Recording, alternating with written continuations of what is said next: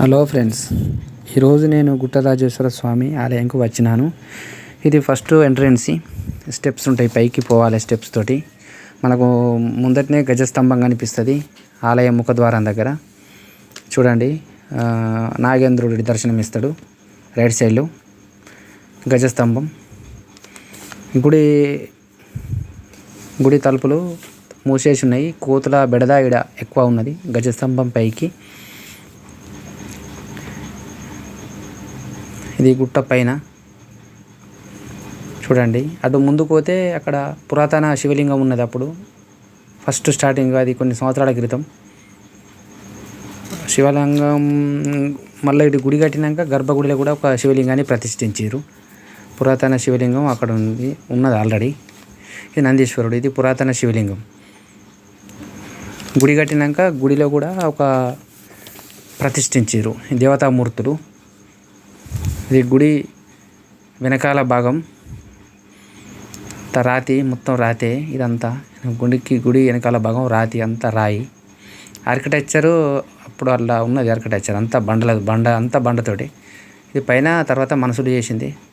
చూడండి, ఈ సంద్రకెళ్ళి ముందుకు పోవాలి. 2 దేవాలయాలు ఉన్నాయి. ఇటు సైడు శ్రీ వాసవి మాత ఆలయం. ఇది మన ఆలయంకు లోపలికి పోతున్నాం. గుట్టరాజేశ్వర స్వామి ఆలయం లోపల శివలింగం ఉన్నది, నందీశ్వరుడు ఉన్నాడు. ఇది ప్రతిష్ఠించిన శివలింగం. ఇక్కడ పూజ చేస్తుర్రు. ఈ సైడ్కు కూడా హనుమంతుడు ఉన్నాడు. రాతికే వెలిచిండు బండకప్పుడు, దేవుళ్ళ కాలన్నాడు. చూపిస్తా.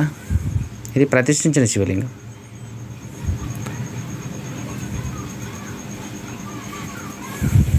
గర్భగుడిలా ఈ ఆర్కిటెక్చరు, ఈ స్తంభాలన్నీ రాతి స్తంభాలు.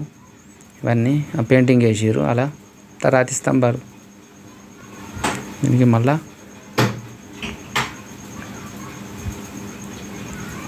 హనుమంతుడు ఇక్కడ రాతికి వెలిచినాడు. శ్రీ వాసవి మాత ఆలయం. ఇది వాసవి మాత ఆలయం.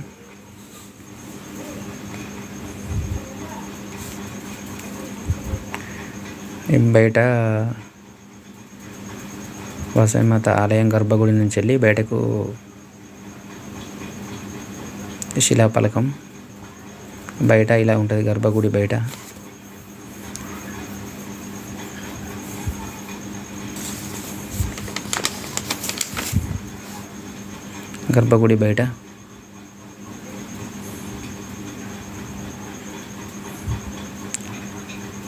గుట్ట పైన 2 దేవాలయాలు ఉన్నాయి.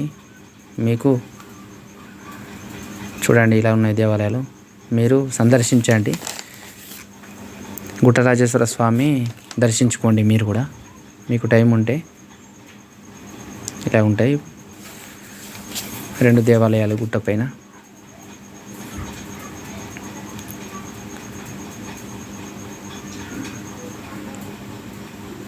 ఇది కిందికి వ్యూ. ఇదంతా సిటీ పైనుండి కిందికి ఎంట్రన్స్ ద్వారం. ఇది మనకు కింది నుంచి వెళ్ళి పైకి వచ్చాము కదా, ఇది అదే. చూడండి, పైనుండి కిందికి వచ్చినాం.